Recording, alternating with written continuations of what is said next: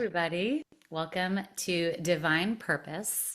I'm very excited to be having Rivky Gross. And I'm really excited about this conversation because I've discovered Rivky pretty Mhm. recently and I've been following her, and every time I see your posts and your feeds, it's just been like lighting up my screen in a really beautiful Wow. way with a lot of joy. As everyone can see, whoever's watching this on YouTube, like you just shine. And I just have been wanting to have this conversation. So you're all kind of meeting Rivky with me. We've never actually had a conversation before, met in person. So this is exciting and fun. And so welcome, Thank you. I'm so happy to be here. I told Simi Polanski of course. last week that I was going to be on your podcast the next day because that's what I had thought. And she said, "Oh my God, I'm so excited for you guys to meet." She was so, Amazing. yeah. Yes, she's wonderful.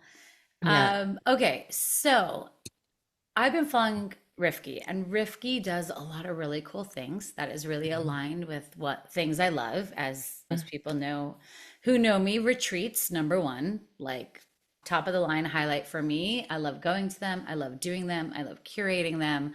I love facilitating on them. Luckily, been able to do all of that. But I'm curious first a little bit about your background.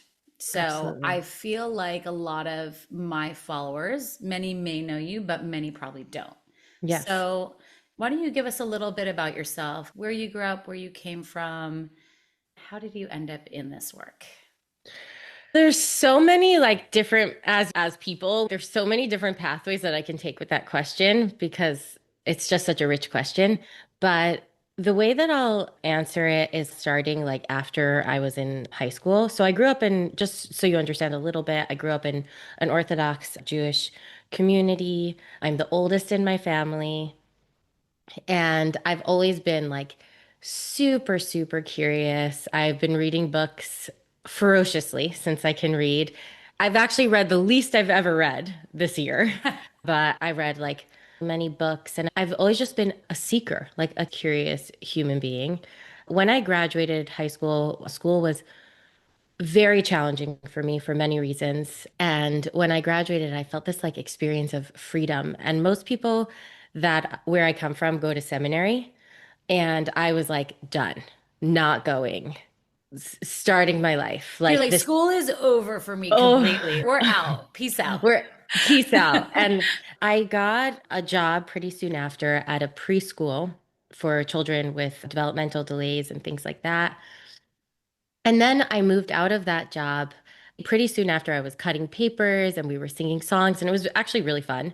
But I moved out of that job pretty quickly and I moved into working at a clinic where, for whatever reason, the role was actually pretty intense. And it was like hands-on with children with developmental delays and autism and things like that. And I started to recognize that I had a gift for helping people with their with their nervous systems, with their family, see patterns, understand things developmentally. And at the time, most people working with children with autism were doing ABA therapy, which is a therapy that helps people behaviorally. And I was learning this modality called floor time therapy, which is a developmental modality to help children with autism. So it's like much more roots based. What's going Mhm. on in their nervous system? How do we bring in the full system here? What's happening in their sensory system? Why is this behavior occurring? And as I started to do that, or I recognized that I was so dysregulated, so extraordinarily dysregulated. And my like premature like ways of being where I was like an adult a lot of my life masked the extraordinary dysregulation that I Mm. was experiencing. And I hired the mentor that I worked with to support me as my own therapist. And we did some of the most interesting therapy I've ever experienced in my life. We went back to year zero. We would baby talk. This is so Yeah. fascinating. Like I'm getting Yeah. chilled. I'm physical, getting chills hearing this. This is so fascinating Yeah. and Yeah. so brilliant of you too to recognize your need in this moment and then hire. Okay, so you're now you have a practitioner who's helping you discover and regulate your nervous system.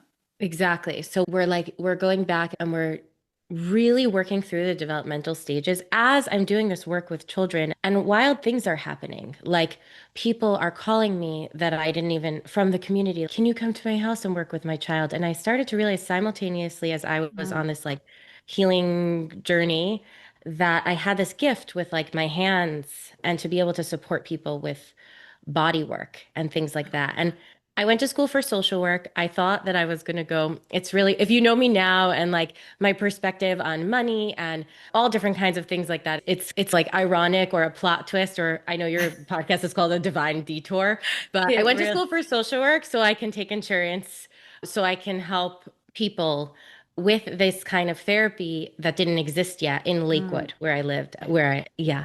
And during that time I was traveling the world. I sat with like shamans and I was learning somatic healing and breath work and body work and hypnotherapy. And I didn't tell basically anyone about this. I was just learning it for myself.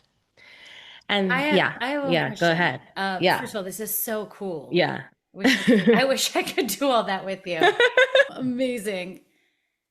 While this was going on, was in those moments, like when you were going around and somatic healing, breath work, shamans, all of that, was the goal to heal, just to heal yourself? 100% myself. So, Yeah. so it was 100%, you weren't even thinking, oh, I can help other people. It was just like, I am dysregulated. I need to heal myself. Yeah. And wow, that's so interesting. So then Yeah. my question is, why wouldn't you tell anybody? If you So, notice that all yeah. these things are healing you, wouldn't you share with maybe some friends? Oh my God, I'm discovering this really cool thing. You should try it. Yeah. So my goal was to help children Mm, through becoming like the most embodied that I could become. And the reason why I was telling some people, but the reason why I wasn't like sharing this, because it was what I was doing at the time and at the stage that I was in was very out there in terms of the modalities that I was looking for. And anytime like I would share it with people within the community or some of the friends that I had, I got like blank stares mm, or and then something wild happened. So I had a friend, she was quite a bit older than me. She was a therapist in the tri-state area. She still is a wonderful human being. And we were together hanging out and we were doing some yoga and meditation. And I started like practicing some of the things I have learned with her. And a few months later, so right away, a pain that she had in her body went away she had this pain for many years. And she also had struggled with infertility for a long time. And she got her period soon after. Baruch Hashem, she had a baby. And that was when something like clicked mm. inside of me where I was like, oh, like there's a mission this is like not really about me as much. And it was like something became larger than myself. And not only did her clients start calling me, but her colleagues started calling. And people tell me now that people called me and they're like, can you work with me? And I would say no to most people who called because I didn't know why they were calling. Like, I didn't understand what was happening until I Uh-huh. did. Okay, wow. So yeah, yeah. Can you give me a time? How many years ago was this about? So this was all about like 10 years ago. Okay, wow. Yeah. Wow. A little, yeah, give or take. So people are calling you and you're like, what do you want? I'm just doing my thing. What do you need? I don't know how to help you. And then at Yeah. some point you were like, oh, maybe I can do what I'm healing myself to help other people heal. Yeah. So Was at that that time, the, yeah. So at that time I was already in social work school. So like I also had that like therapeutic kind of background and people were coming to my house. I was doing 30 to 45-minute sessions, charging people like 20 to $50, love it. doing tons of pro bono things. You name it, I was doing it. And I created, first it started these like yoga meditation therapy sessions, and then they moved into somatic work, and then I was doing Mm. hypnotherapy with people, and then it became less about the modality. And there's just so many divine detours. It's why it's the title, because it's everybody in this Every world. day is a divine Every detour, day, huh? literally every day. I started doing these your divine detour for the day, these like Instagram posts that took Genius. me a while till the idea came. And then I was like, oh, am I that person? I don't know if that person. And as we're going to talk soon because I want to hear Yeah. your relationship with Yeah. God. But as I'm moving through not doing it, like I'm getting these messages from God being like, no, you got to just show up. You got to just start doing the Yeah. thing. And so I know do these divine detours for the day because literally every day when you're listening is a divine detour. And it's interesting. Were you, because it sounds like from the story Yeah. so far, is that you just follow the flow. Yes. Did you Yeah. have any resistance of, oh, I'm not supposed to be doing that. I'm not supposed to be here. I'm not supposed to be helping. I'm supposed to do this for myself. Did you have any pushback on yourself? Like I tell my clients like I know you because I am you. Like Mm. the reason why I understand like all these like patterns and interesting neuroses that we have is because I have all of them. And the truth is that I think that Hashem gives me them for two reasons. Is it okay if I use the word Hashem on your? Absolutely. You Okay, can okay. use Hashem, God, universe, whatever you're Okay, comfortable with. wonderful. Hashem, I really believe that has given me these really interesting things for a reason. And it's because it's so easy for me to help others spot them because I really reckon, like I really do. And we'll talk more as we pull the string here, but it's like I've really learned that I can feel my feelings and I'm not my feelings, and I can think my thoughts and Mm. I'm not my thoughts. And that evolution has changed my life because Yeah. to be able to keep going with the noise that is part of being a soul, like having a neshama in this human experience, is honestly like mind blowing. And every single day when I get out of bed and then I go back into bed at the end of the day, I'm like, wow, like we really like another full day. Like we really did it, team. Teamwork for the Yeah. whole body somatic experience. Yeah. Yeah. So, at what point, or was this always something inside of you? Let's talk about your connection to Hashem and God, Absolutely. because it's so much part of our purpose and how we Yeah. walk through the world. You said you grew up in an Orthodox environment. What can you tell us what area or what sect? Of course, absolutely. So I went to Bais Yaakov schools.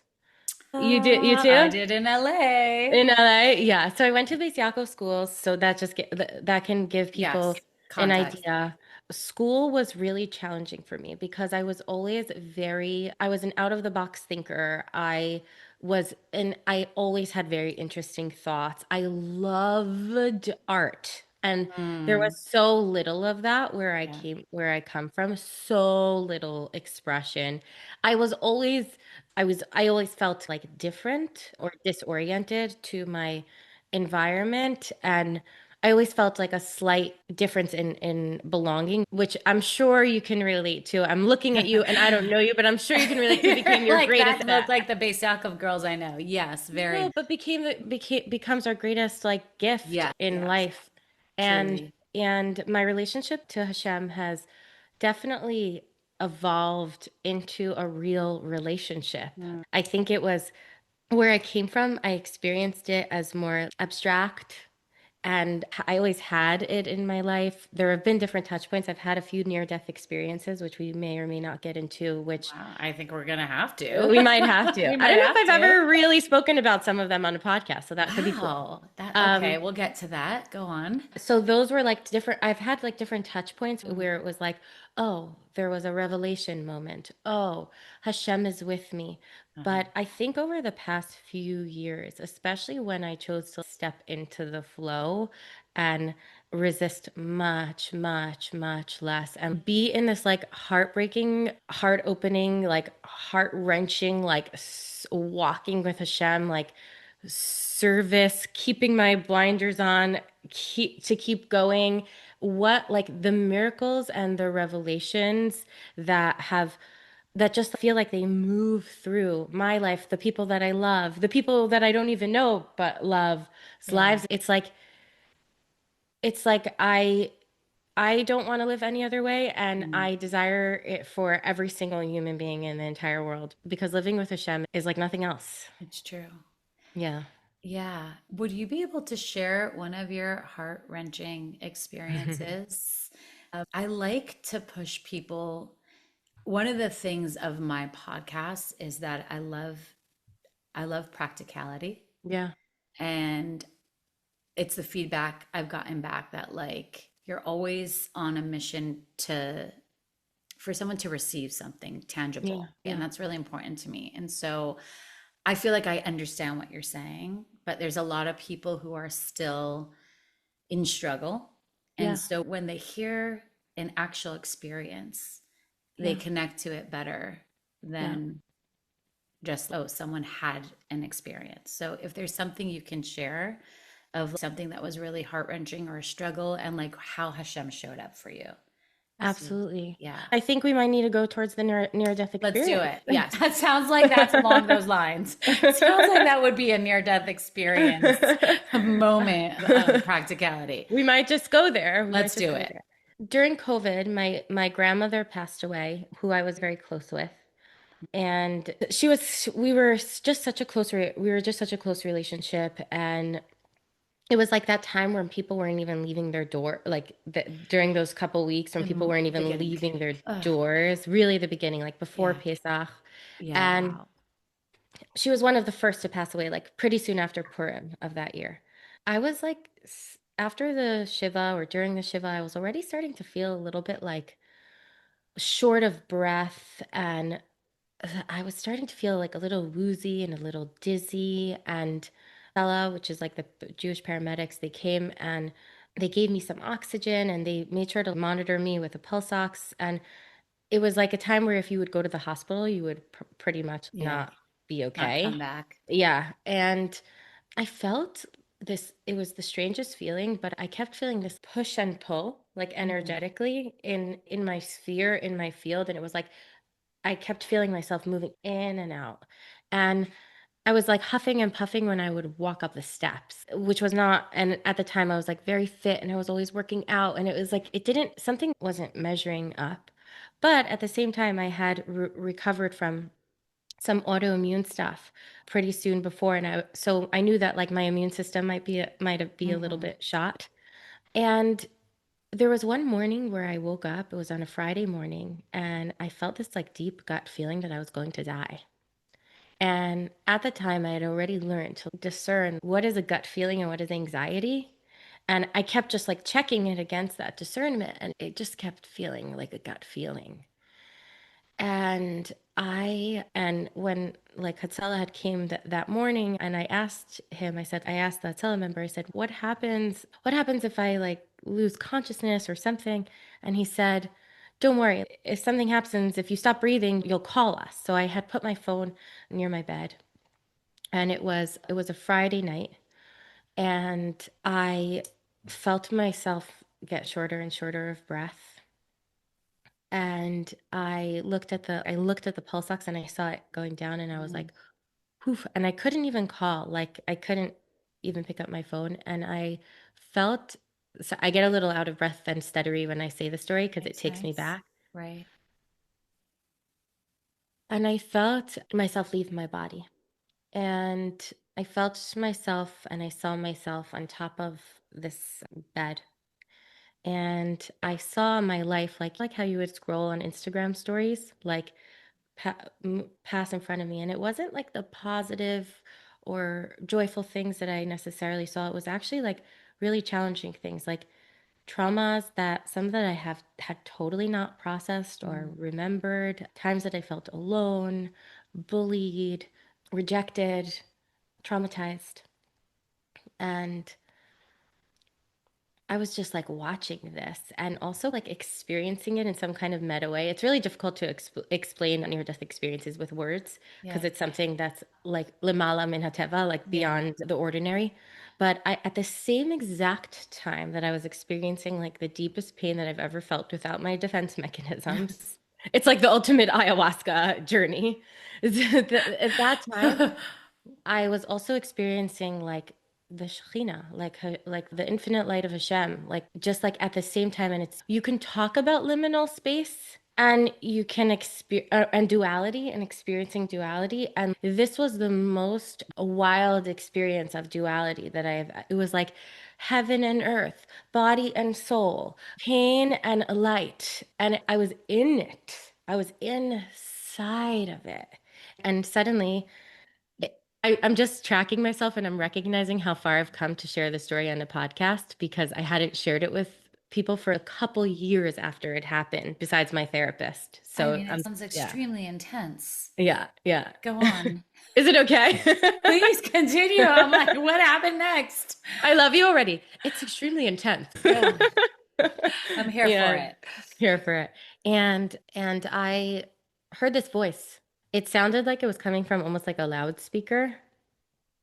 Some might say from my consciousness, some might say from God, some Yeah. might say from my thoughts. Whatever it is that, wherever it came from, it was there. And it felt Hashem Mm. speaking to like the part of me, that my soul speaking to me. And the voice said this, Rivky, do you want to be alive? And I don't know, it wasn't like thoughts. This is a little bit abstract to explain, but in the state that I was in, I thought about it. Huh. And it wasn't like an instant answer. And there have been times in my life, especially as a teenager, but where I don't know what the answer to that question would have been. Mm. I really didn't know what the answer to that question would have been. And that's why it was such a deep question for me. And then I felt this like rush of life, like enter through the crown of my head and move through my whole body. And I was like, yes, I want to be alive. I want to learn what it feels like to live, really live while I'm alive. And it, there was this like a life force, this force of life, this breath that like returned to me. And I like felt the breath. And then knowing me and those people that are my friends that might listen to this will laugh. I turned over and I went to sleep. Come on. And No. I'll tell you this. I woke up the next morning and nothing changed and everything changed Ah. because that moment's choice was this choice to remember that there's a choice in every single moment. Mm. And like, I recognize that it's not like this is similar to people who do, psychedelic medicine or have a Yeah. really powerful somatic experience. Like, it's not the experience that's going to change your life, it's not the retreat. It's your choice to integrate the frequency and the energy of whatever it is that you desire in your life in each and every moment. And it's like that uvacharta v'chaim, like choosing your life in every single moment over and over again. And in a way, it was like a letdown because it was like, oh my God, like who am I left with? Me. Mm. And but then it became, and it continues to become in every single moment a blessing and a challenge and everything else that is. Wow. Yeah, that's a little bit of that. Wow, that's Yeah. serious. Yeah. I Yeah. love how at the end of that you're like, and I turned over and went to sleep. Did you feel like you were in this different conscious space? Or were you like, oh, that happened. I'm aware of that and I'm exhausted and I need rest and then we're gonna figure it out tomorrow. I think there was that. And I think there was also like, I think there's a part of my consciousness for, you know, how all of our souls have, we're all pieces of Hashem, but we all have a different flavor that Yeah. creates our like, and I think there's a part of me that has this sacred casualness, as one of my Mm, friends love coined it. that term. And I think there's like something about, I think there's something about, oh wow, like I'm not sure exactly how to integrate that right now in this moment. Uh-huh. It's gonna take a minute. Let's take a minute. Let's rest because we're gonna Yeah. have to deal with it at some point and we're gonna need all the energy. Yeah. Wow, Rifki, that's a crazy story. Yeah. It's so interesting. I've just started hearing these like recently, actually, these near-death experiences from people I don't know, but like podcast or interview or they're just so wild. Did you feel like your work with working with people changed a bit after that? Very How you interesting showed up? question. In retrospect, absolutely. Mm. Absolutely. I think that Something that is very dear to me, especially in this like field of work, whatever you want to call it, and it's always evolving, so it's Yeah. not the We're same. gonna we're gonna Yeah, get in a minute yeah, into more yeah, details of what it is you do, but go on. yeah. Yeah. Is like really helping people find have their own relationship with God and like Mhm. really taking the healer, the guru, the leader, the thing off of the pedestal. I don't I so much rather people learn to plug into Hashem and experience like true empowerment and understand that they're always going to be healing Right. and then some kind of like illusion, feeding some kind of illusion that feels good, but doesn't give them the deepest intimacy with themselves and God and nature and life and their children and their spouses and their challenges that Yeah. they really desire. So I think that definitely drove that point of the mission that I have here home even more. Like choice, how potent and powerful and like medicinal and psychedelic in some Hmm. ways choice and is, and also that we don't need to have a why, though they're amazing and the stories color our life and each other's lives, like we don't need to have these wild experiences to choose to step into the center of our lives. Like we can and we Hmm. don't need to, and it's really both. And that's something that also really gave me something from that. And the third thing is just reverence for our souls. Yeah. Reverence is the medicine that to me to me it's what you're at Shemayim, like fear of heaven really means, like reverence for our souls, like for what they've traversed, for who they're becoming, for like the magic that each one Yeah. of us is. Yeah. Yeah. I like to the Yira Shemayim, which translates to fear, but also awe. I like to use the word awe because it's almost like wonder. It's that curiosity of just wonder for our souls and who we are and who we're becoming constantly and the choices Mm. we get to make around that. And back to, I loved what you said that you don't have to have these wild experiences to really like Yeah. step into who you are and your soul. Yeah. And I wonder if you can go into more because this podcast is called Divine Purpose. And one of the things I'm trying to get to is that kind of brought this idea to me is this interest of I feel like everyone is now very purpose driven, right? Totally. And so we almost went through this restful stage. Everyone backed up a little bit. I had a series called Rest and Reset where I interviewed a bunch of your friends actually, because I had noticed this trend of these like wildly successful religious women who were like wildly successful in business and teaching, and they all stopped and stepped back and went quiet. And I was really curious about it. And it's almost as everyone like stopped and then they're rediscovering themselves. They're having this reset. But I'm getting this like feeling that the resets are starting to become the new hustle, right? It's like Mm, all of a sudden I've discovered this and now I'm going to teach it. And now this is my purpose and this is my mm, mission. And I want to peel it back a little bit to there's that quote that I love, and I don't know if it's from the Rebbe or from another Hasidic Rebbe about the moment you were born is the moment God decided the world couldn't be another second without you. It's one of yes. my favorite quotes. And if we're looking at that quote, then you don't actually have to do anything to be in your purpose, right? Just you being here is your purpose. And Yeah. so I kind of want to talk about that with you. You're doing this amazing work and again, everyone we're going to get into it in a minute. How do you balance that like high, which I've gotten as someone who facilitates, who's done retreats, who leads of helping people with not having that become the idol version of who you are and staying really true to yourself and not that becoming the ego.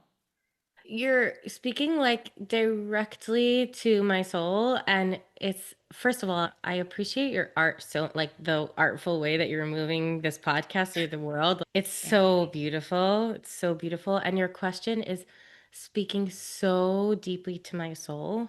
And I'm going to start with an interesting story that happened when I was in social work school. So I was in a class in social work school, and the professor said, why is everybody doing this?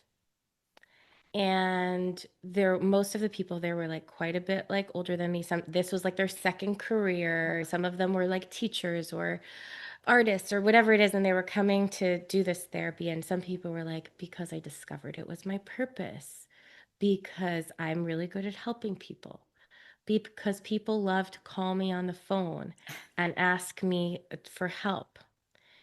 And I raised my hand and I was like shaking a little bit, but I was like, I really wanted to be honest. And I said, because it feeds something inside of me Mm. to share this part of myself. And I don't know how to for it not to, but I'm just sharing that with you guys. And the professor looked at me and he got really quiet for a while. And then he said, like, something to me that stayed with me for the rest of my life. He said, if this is how honest you're being right now, I bless you. And I know that in a few years' time, your intention's going to come from a new place. And I'll tell you this, like, I have, I moved to my house a few years ago, 5 years or so. When I moved here, it was like such a big moment for me of breaking into this new kind of freedom in a way. And a couple years ago, there was a fire in my kitchen. Mm. And I went outside of the house. I saw smoke already coming through the home. And I went outside of the house and I sat on my front lawn. And the fire trucks do not take the same amount of time as Hatzalah takes. Hatzalah takes, in tri-state area, it takes a few minutes. And the fire truck was just taking a really long time. And I was sat in front of the house and I'm like, all my I love things and I love my things, and I also loved the symbol that this home was for me, like this sanctuary that I ran retreats in and all of that. And I sat there and I was like, Hashem, who I am without any of this is the I am that I am, is the soul that you gave me. It's not the things that I wear, it's not my clothing, it's not my body, it's not. Some days we're up and some days we're down, and sometimes we're successful and sometimes really effing not. Yeah. And it was this moment of such deep tranquility, because it really felt like you can speak all the things. Like, I can Yeah. teach this, I can say it in my class, I can talk about it at a medicine without medicine, I can tell it to my client, but until like it really stared me in the face and there's smoke billowing out of my door. And such deep serenity came over me, because I realized that the thing that the social worker professor had said actually was starting to come through for me. And Mm. what I've learned is, especially, is that it does fulfill me like deeply. Like, it does feel like purpose and mission. And what I've also learned is that, God willing, I desire to build a family. I'm going to go into more quiet seasons in my life. That's my choice. This is, Right. I, it's my choice. And I know, like, with full faith that my mission is not this. My mission is to be me. And if this is what I desire right now, and this is what it looks like right now, thank goodness it's so much fun. Yeah. But my mission is, this is not, my mission is not to help people.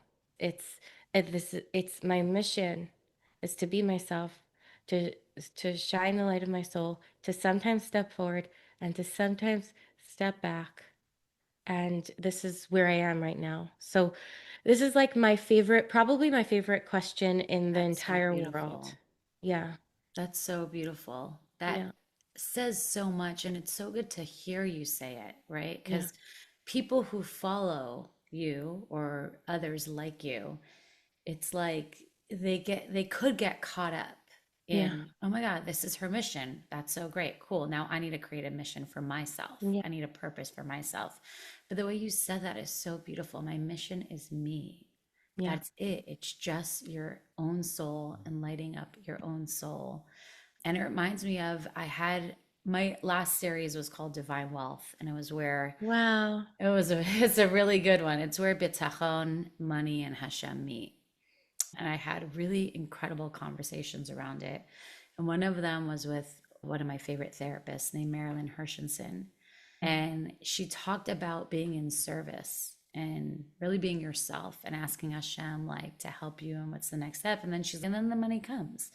And it feels like I'm getting that same energy from you. Yeah. Like Yeah. the purpose is to be you. And then the purpose comes. And then Yeah. the soul comes. And then Yeah.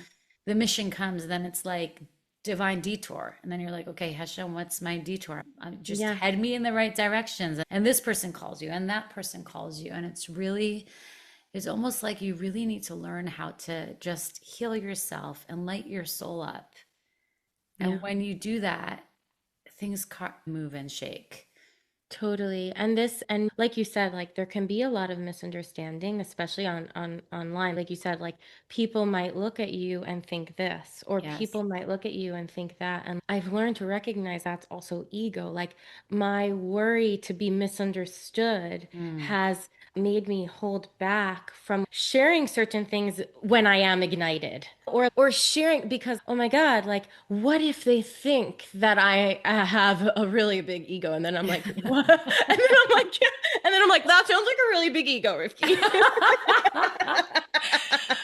Here's everyone's shout out that if you think anyone's beyond triple thinking themselves at any level, they are not. No, We all really do not. it. We're all attached to animal soul too.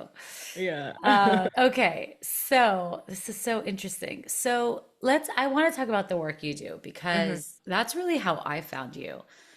Someone had posted we run in simultaneous circles, and a couple, I think I noticed a couple people I knew had posted work that you were doing. And I was like, oh, this is interesting. Who's this person? And my favorite, because I'm all about words, I'm a Yeah. writer and I love wording and I love title. And Rifki has, I don't even know if you call it a retreat, a session Mhm. called Medicine Without Medicine, which was extremely exciting for me because in this plant medicine world that's happening around us, which I also love, am all for any Yeah. modality. And there's God created the plant medicines, but also to be able to move into all of that healing without it, with just ourselves, our soul, our writing. I don't even know what you do. I like almost got out there. I'm hoping you make it to Atlanta. We need to get one started out Oh here. my So God. We should. If we good. arrange one, why not? I Yeah. actually will. Let's talk about it because Okay. the Atlanta community is so incredible and they're so into healing and all. They're so amazing, these women Yeah. and men, I'm sure. But yes, let's create one. So, talking about divine detour and divine purpose, how did you lead yourself into medicine without medicine? You just did a retreat in Italy that looked like so beyond. It was beyond. We're On going to Morocco. Yeah, I saw you're going to Morocco, like every level. Yeah. And it seems that you do it with just like ease and flow. Yeah. So tell us a little bit about it. So, like I said, how I started off, and then I started doing one-on-one sessions and Yeah. leading these groups. So I started off, people were inviting me to their homes, and I was doing these groups for women, like somatic, breathwork groups. And then as I was moving away from social work, like that kind of field, because in therapy world, like there's a lot of different, I have great boundaries, but a lot of different kinds of boundaries Okay. than in the work that I'm doing now. Like, for example, if I was like a therapist that was working with my licensed therapy practice, like if I was coming on your podcast, then I might not organize a group, or you might not be my client. Do you know what I Oh, mean? interesting. Okay. It's a bit of a different, and as I was moving like into a different flow, and moving out of that, I started talking a lot more about Hashem Mm, because God and love and like these kind of things are not necessarily in a pure therapeutic relationship, right. which there is 1,000,000% a very important place for in this world. I was moving out of that like paradigm. Okay. And I started running these groups and I was doing breathwork groups and people just kept coming. And then one breathwork group, people were having these massively integrative experiences where it wasn't just like a breathwork group, it was together with the focused intention setting, like really bringing Hashem into the space, doing some hypnotherapy, really setting a very strong intention of this. I'm not just going to come to this thing and it's going to be really sweet and cute and I'm going to be like, oh, I had such a great experience. There's space for that, but these were like, no, like your intention with Hashem, when your will matches Hashem's will, magic Mm, happens. And when you find that place, incredible shefa and bracha comes to, and abundance and blessing comes to find you. And and I was sharing with people like my experience of how I do that. Like I said, like my mission is to be me. My purpose is right. to be me. And someone said, "This is medicine without medicine." While they Mhm. were in the throes of their experience, they called me over. They're like, "This is medicine without medicine." And I sat down on the floor. Everyone was I literally like was brought to my like literally sat down on the floor and I had this for a moment as I'm watching the room, I had this download and I just saw what was next. And at the time I had run 13 6-week groups, I called them, where I would take women through this process. It was the biggest part of my parnasa, the biggest part of my Yeah. income, and I stopped it. I was like, I don't know exactly. Actually, this was before I had the download. I just totally Okay. stopped it. I was like, this is not, It's I'm done with this part of things. Like I felt it so deeply. you And just then, you yeah, felt the doneness and you were like, I okay, felt this the has to doneness. stop. Yeah. Okay. And it was amazing. Like it wasn't like, oh my God, we had a bad group. It was Right. all incredible, but I had to, like, if something felt like it was final and then this new thing came through. So now I'm running these medicine without medicine groups, usually around once a month, both in my home and I've been flying to Florida sometimes. Yeah. I work one on one And with hopefully clients. Atlanta. Hopefully At some Atlanta. I point. work one on one with clients. So I work both with clients, businesses. Okay. So big, both smaller businesses and really large corporations. I don't talk about this so much, but really helping them bring integration and balance into their work. So Love it. let's say for example, there's this man who knows how to make a lot of money, millions and millions of dollars, but he wants to find balance of shalom bias and like more time with his children and better communication with his employees. Or there's someone who has all of those things, but they don't know how to become a channel for wealth and the money's not coming through. So either one or more than that. And I love helping people create soul aligned business. And then these retreats are really, I started calling them a living, breathing art project because it Nice. feels like they're not even retreats anymore as much as they are like these beautiful places to experience life and really allow people to. I feel like women and beyond purpose, forget about Mm, purpose for a second. Women on desire. yes. So many women have desires that are beyond purpose. What can I fill for you? What can I do for the world? How can I feed the part of me that like needs to serve in order to be able to feel worthy? It's what do you Yeah. want though? And that's the space that I love to hang out in. Ah, I love it. That Yeah. is so aligned with what I do as well. Yeah. Yes, Oh, I feel like no one stops to think about what they want. yeah. And Right? so one of the things I teach women is to stop, figure out what you want. What's your desire? Because your desire is, I believe that desire comes from chachmas. And so that spark, that initial spark is the place where God speaks to us. And Mm, so if you have a desire, it's coming from that spark. mm, So it's mm. divine. I want to learn from you. I want to We're gonna listen. learn from each Yeah. other. I have one last question that you Sure. mentioned earlier.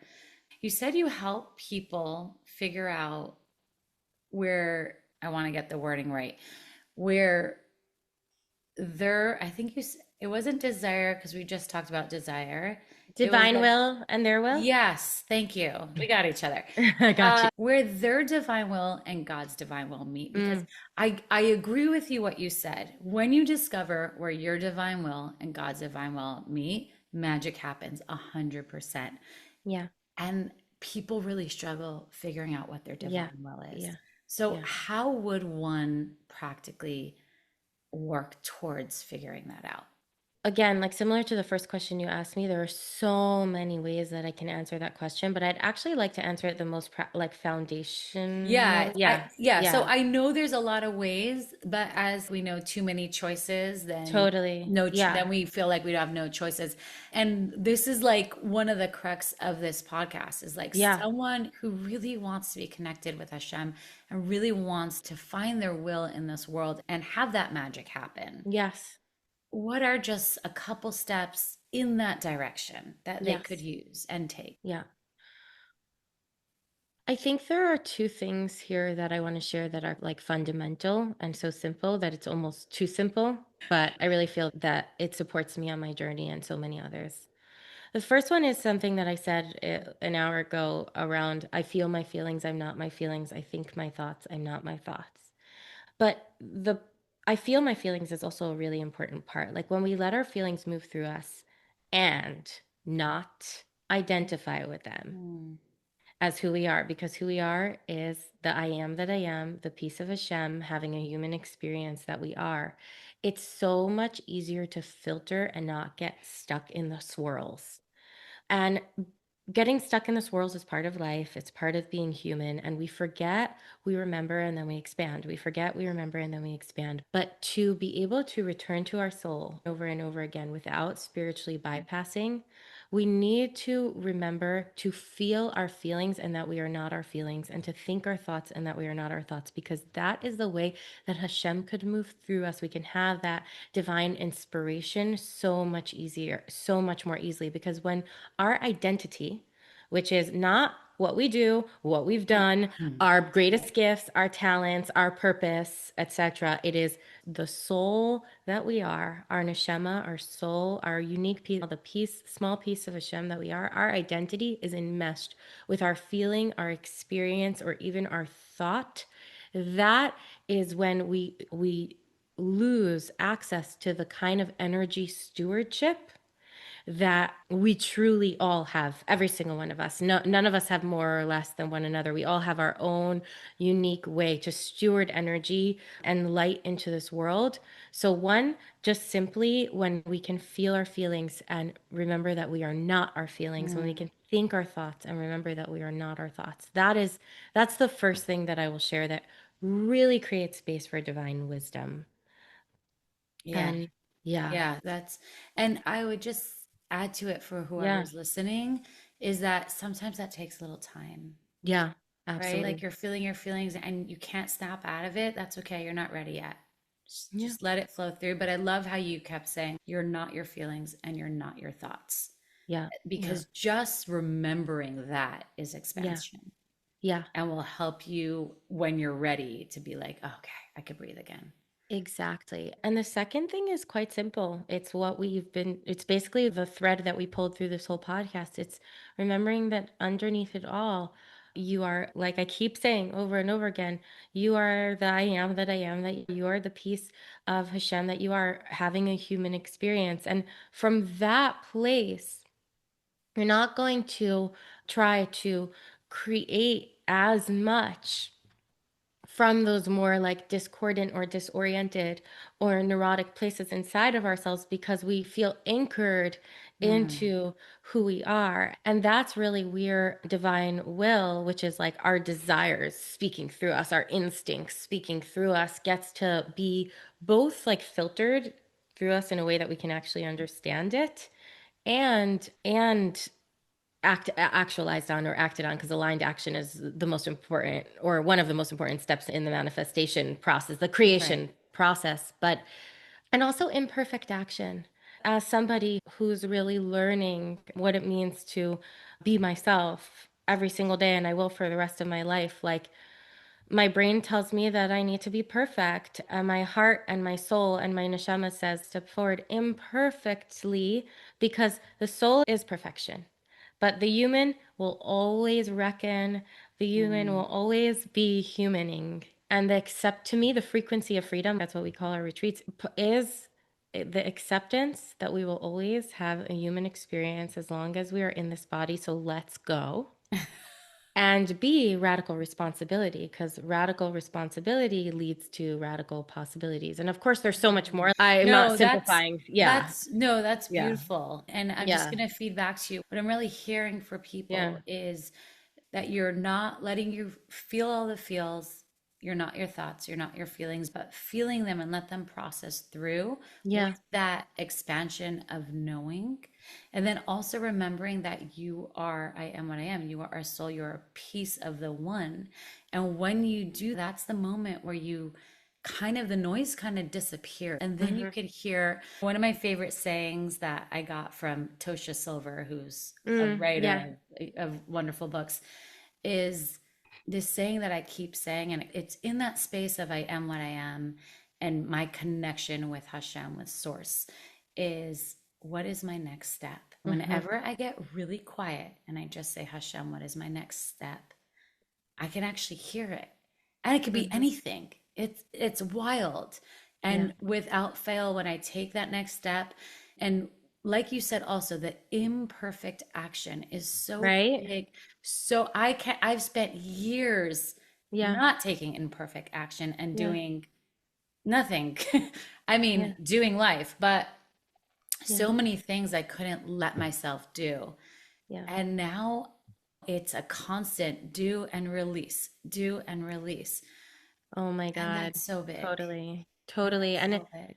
And every morning I have an alarm on my phone. It rings at 9 o'clock, like after I, whatever, do my morning practice or don't do my morning practice. And I have a rule for myself, consistency, but not perfection. So sometimes my morning practice happens at 5 o'clock in the evening. Uh, Totally. but it rings and it says, it asks the question of God, what would you have me do? What would you have me say? Who would you have me Mm, be? And to whom? And that's the way to also, that's one another way of also aligning that divine will. And like sometimes the things that come through are uncomfortable. Text yeah. this person who that this have this conversation that you've been avoiding. Okay. Yeah. Although Yeah. I do find without fail, when you do that, no matter how uncomfortable it is, what comes out of the other side is usually incredible. 1 bajillion%. Yeah. Yeah. Rifki, this was so I thank you for joining our podcast, my Thank podcast. you. Thank you for being here. I will post all your things. I highly recommend anyone who's listening to check out Rifki, check out all her retreats and Medicines Without Medicine. I will definitely be going to one of them, I can't whether it's wait. in Atlanta or Florida, all good places. Yeah. And thank you for this. This was so beautiful. Thank you for sharing Thank so openly you. with your heart. It's very Thank you. appreciated. Thank you so much. You're a really fabulous podcaster. I really appreciate your art. Thank you. It's special. It's really special. Thank you. Yeah. Awesome. Great. Thank you, Rifki. Have Thank a you. gorgeous Shabbos. Good Shabbos. Okay, Bye. bye.